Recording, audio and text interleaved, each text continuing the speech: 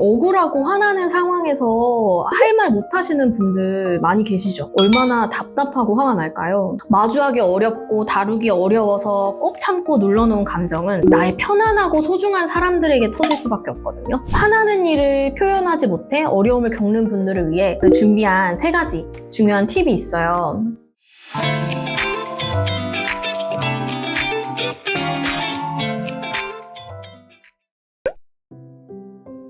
여러분은 하고 싶은 말 다 하고 사세요? 하고 싶은 말 다 하고 사는 게 참 쉽지 않죠. 상대방 기분도 생각해야 하고 주변 시선도 생각해야 하고 또 욱했다가 뒷감당 얻지 않아 싶고, 그런데 우리 살다 보면 무례하지 않고 세련되게 하고 싶은 말 다 하는 사람들 있을 거예요. 어떻게 그렇게 하는 걸까요? 오늘은 할 말 못하는 사람들 특징, 할 말을 하고 살아야만 하는 이유, 그리고 못하고 있는 할 말이 있다면 지금 당장 말할 수 있도록 제가 구체적인 방법까지 알려드릴 거예요. 진짜로요. 할 말을 해야 하는 상황인데 여러 이유로 차마 입이 떨어지지 않는 사연 하나를 준비해왔습니다.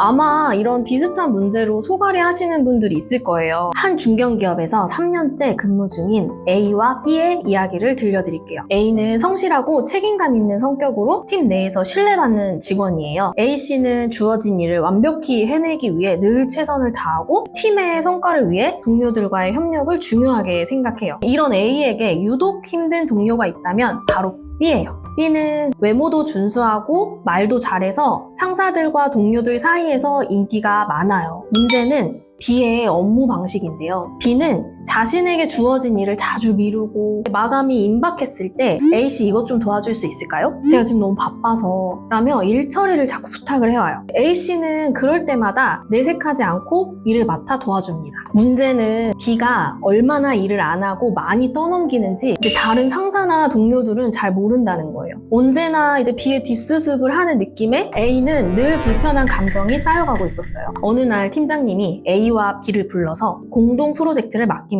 두 사람이 협업해서 좋은 결과물을 만들어내보라고요. A씨는 이 프로젝트가 매우 중요하다는 걸 알기 때문에 처음부터 철저히 계획을 세우고자 했어요. 그런데 B는 회의에서 의견을 거의 내지 않고 프로젝트의 주요 작업들을 A씨에게 떠넘기기 시작을 해요. 평소처럼. B는 자신이 해야 될 일들을 A씨가 이 부분 더 잘할 것 같아서요. 저는 이걸 담당할게요. 라고 넘기더니 정작 자신이 맡은 부분조차도 제대로 해내지 않습니다. 프로젝트 마감이 다가오면서 A씨는 연일 야근을 해야 했고 B는 여전히 여유로운 표정으로 고생 많으세요 하면서 웃으며 퇴근을 해요. 이 상황에 A씨는 점점 분노가 차오르겠죠? 근데 정작 B에게 이 문제를 직접적으로 말하지 못해요. 여기서 더 억울한 건 업무의 디테일은 대부분 A씨가 만들어내는데 결과물을 가지고 중간 업무 보고를 하는 것도 B씨였어요. 그리고 가끔은 이제 둘이 가는 게 아니라 B씨 혼자 업무 보고를 하러 갈 때도 있었어요. 그럼 어떻게 보이겠어요? 겉으로 보기에 B씨가 더 많은 일을 총괄적으로 하는 것처럼 보였겠죠. A는 B에게 업무 보고 시간에 각자 맡은 부분을 이야기하자 하는 식으로 진행을 하자고 건의를 했는데 B는 받아들이지 않았어요. 이런저런 핑계로. 오히려 바쁜 A를 위해 제가 완벽히 보고를 마치겠다고 이렇게 위로해주는 식의 말을 하기도 해요. A는 얼마나 어이가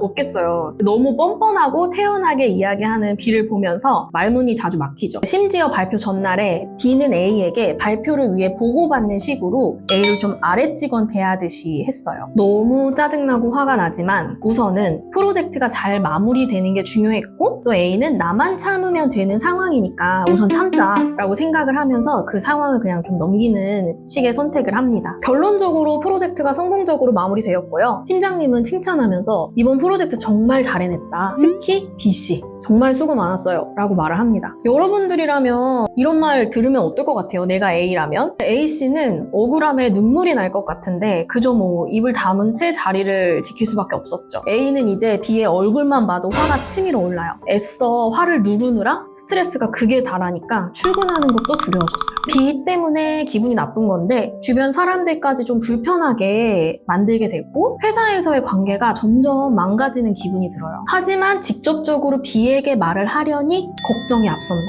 혹시 내가 너무 예민하게 군 거 아닐까? 다른 사람들이 나를 이상하게 보지 않을까? 라는 생각이 A씨 마음을 너무 짓눌러요. A씨는 불편한 감정을 계속 억누르면서 속으로만 끙끙 앓고 있어요.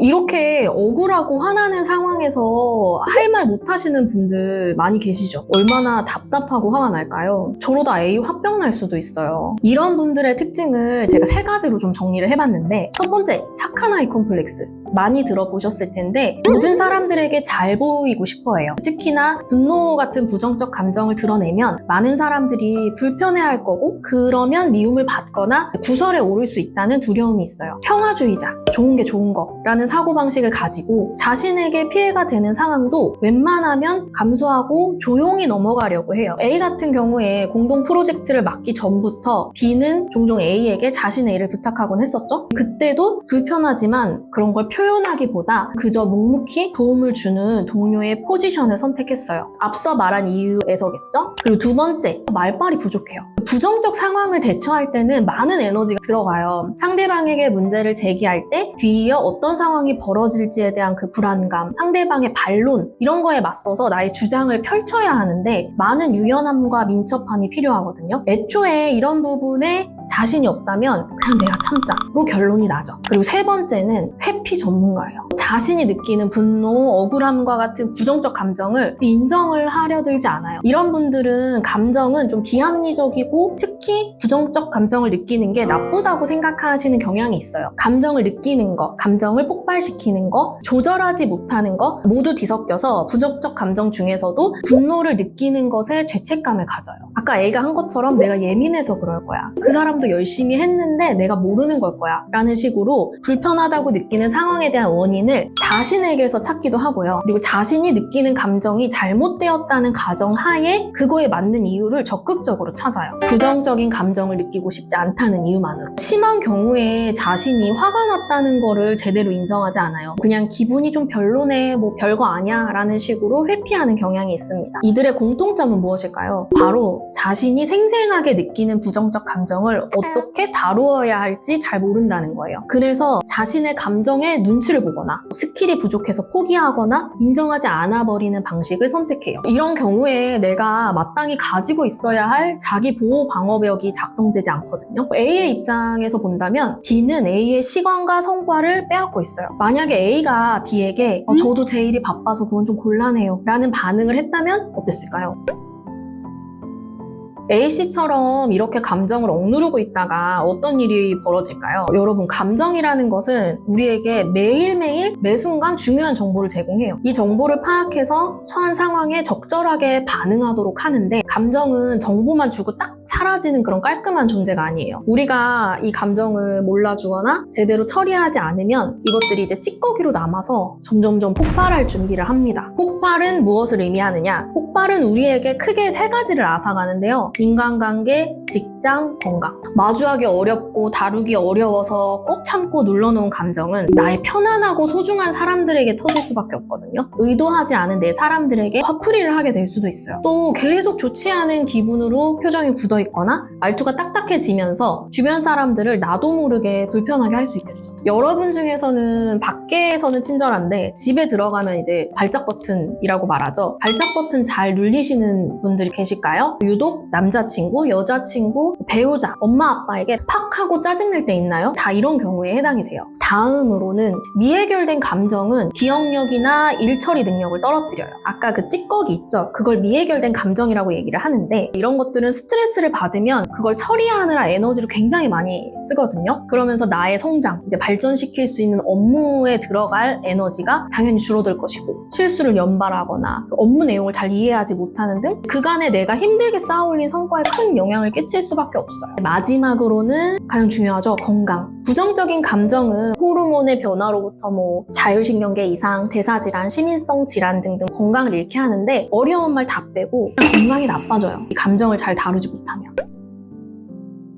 가끔 감정 조절을 한다는 이유로 참거나 넘기는 거를 미덕으로 아시는 분들이 있어요. 그거는 조절의 한 부분일 뿐이지 그게 무조건 조절을 잘한 거라고, 마땅히 그렇게 해야 하는 거라고 생각하시면 절대 안 돼요. 감정을 조절한다는 의미는 느껴지는 감정을 바탕으로 나의 현 상황에 맞게 적응적인, 그리고 나에게 도움이 되는 다양한 방법들을 의식적으로 고려해 행동을 선택하는 게 조절이에요. 감정으로 인해 문제 상황 상황이 벌어지는 게 아니에요, 여러분. 감정을 처리하는 방식 때문에 문제 상황이 만들어지는 거예요. 분노나 억울함을 억누르고 계속 이 뒤처리해주는 A의 상황처럼요. 필요에 따라 분노도 표현되어져야 하고 마땅히 그래도 되는 나의 소중하고 당연한 감정인 거예요. 화나는 일을 표현하지 못해 어려움을 겪는 분들을 위해 준비한 3가지 중요한 팁이 있어요. 첫 번째는 감정의 강도를 체크해야 돼요. 화가 났을 때 내가 얼마나 화가 났는지를 스스로 평가해보세요. 이 과정에서 중요한 것은 내가 느낀 분노가 정당한지, 그것을 표현하는 것이 필요한 상황인지 판단하는 거예요. 그 감정의 강도에 따라서 사용할 단어나 그 표현의 강도를 결정하는 것이 중요해요. 예를 들어서 약간 불편했다 또는 굉장히 화가 났다. 그러니까 표현이 다르게 다가가죠. 그리고 두 번째는 적절한 시간과 장소를 선택하는 거예요. 언제 어디서 이야기를 할지 신중하게 생각을 해보세요. 말하는 사람이 편안한 환경에서 대화하는 게 굉장히 중요하거든요. 내가 느낀 부당함, 억울함에 대해서 최대한 편안하게 이야기할 수 있는 곳이어야 해요. 그렇다고 꼭 대면할 필요는 없어요. 전화나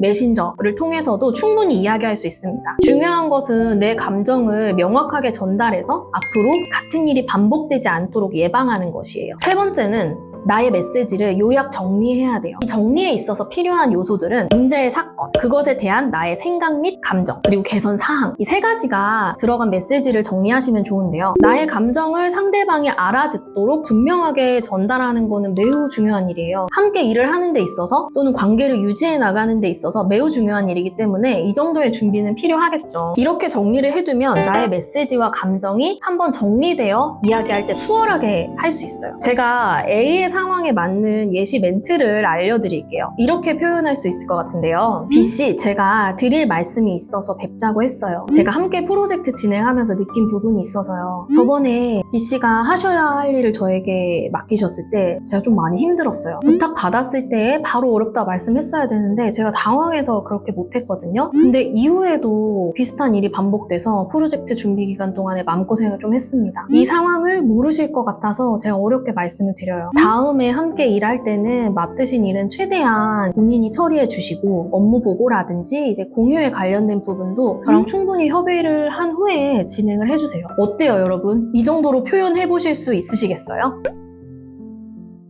사실 말이 쉽지 이렇게 해보지 않으신 분들한테는 매우 어려운 시도가 될 수 있어요. 저도 알아요. 처음부터 이렇게 잘 안 돼요. 큰 용기가 필요한 게 맞아요. 우리는 익숙하고 안전하다고 생각되는 걸 계속하는 습관이 있어요. 하지만 나를 힘들게 하는 상황을 스스로 변화시켜 보겠다는 마음을 먹고 용기를 내서 시도하는 게 정말 중요합니다. 처음 시도하면요, 예상과 다르게 흘러가겠죠? 얘기하다가 말문이 막힐 수도 있고 목, 얼굴, 귀 막 다 빨개져가지고 그게 신경 쓰여서 말 꼬일 수도 있어요. 눈물 날 수도 있고 순간 좋은 게 좋은 거지? 하는 식으로 원래 의도와는 다르게 유야무야 넘어갈 수도 있어요. 그리고 아시죠? 이런 말 할 때 막 목소리 엄청 떨리시는 분들. 그래도 괜찮아요. 어쨌든 나의 정당한 감정을 표현하고 나를 보호하는 시도를 하셨다면 그걸로 너무 충분해요. 점점 더 좋아지실 거예요. 이런 시도들을 통해서 우리는 자유로운 삶을 살아가게 되는 거예요. 너무너무 힘든 일이지만 그리고 큰 용기를 내야 될 수 있지만 자유로운 삶을 위한 도전을 멈추지 마세요.